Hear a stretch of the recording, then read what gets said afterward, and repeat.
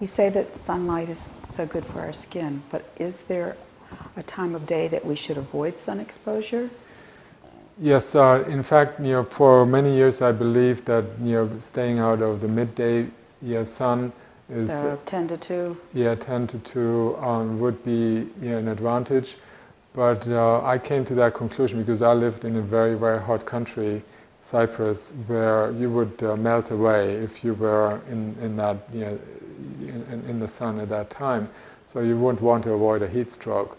But in the more moderate countries, it's actually more beneficial to stay out during the midday period. Really? Yes, there's a new study came out of England, and they studied that in that part of Europe, and they found that you make the most vitamin D during the hours between 10 and 2 or 3.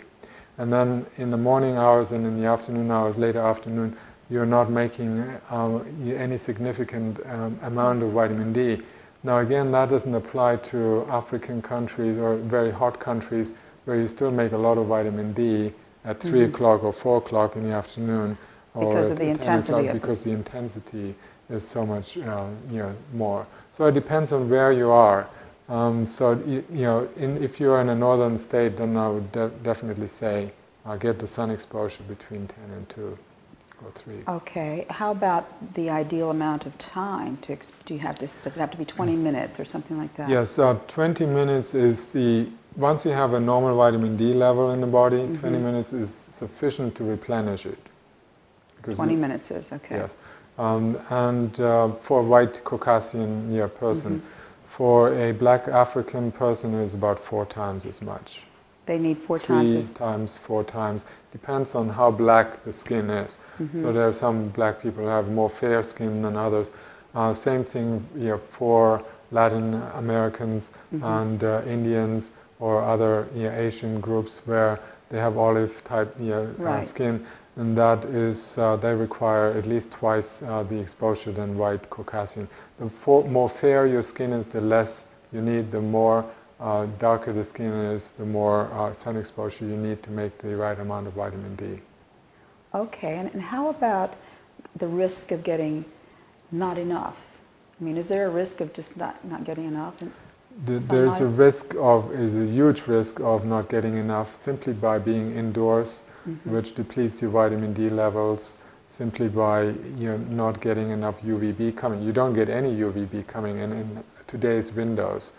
In the old days, people had houses with tiny windows. Okay. So they were forced to stay outside. If they wanted to see anything, they had to go out. Because they had small windows. Yeah, and the windows, they were not there except for sleeping, really.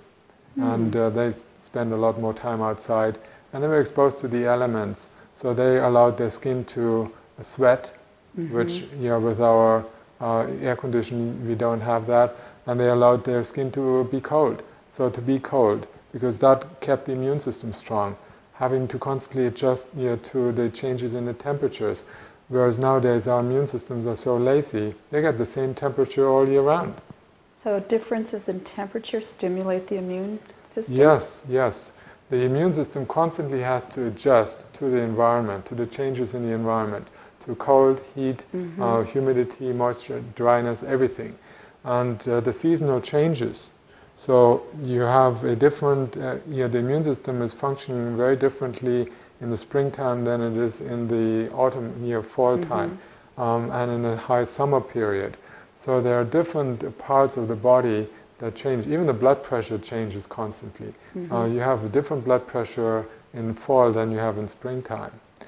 So there are many changes that the immune system has to constantly adjust to.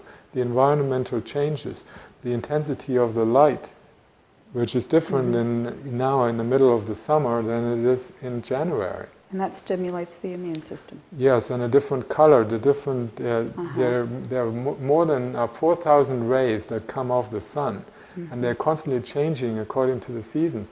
And our body, and particularly the immune system, has to adapt itself to these different changes in the environment. So it's a very clever, incredibly complex Yes, it is. situation. And so even you need to hydrate your skin by sweating, so it's not good to be in air conditioning all the time? So if you never sweat, that means that part of the body will accumulate toxins eventually, and then it creates aging of the skin or a damage of the skin, and then it's saturated with certain toxins. You may develop psoriasis or eczema or other illnesses of what we call diseases, which are really the body trying to get rid of something. It partially damages the skin by doing so, but it's still better than keeping it inside, because that can lead to cancer. So when we blame something and say, I want relief, I want to stop this, we are stopping the body relieving itself of the poison it desperately tries to get rid of, because the other channels of elimination, like the liver or the kidneys or the large intestine, they are clogged up and they can no longer get rid of the poisons, so the skin has to take over.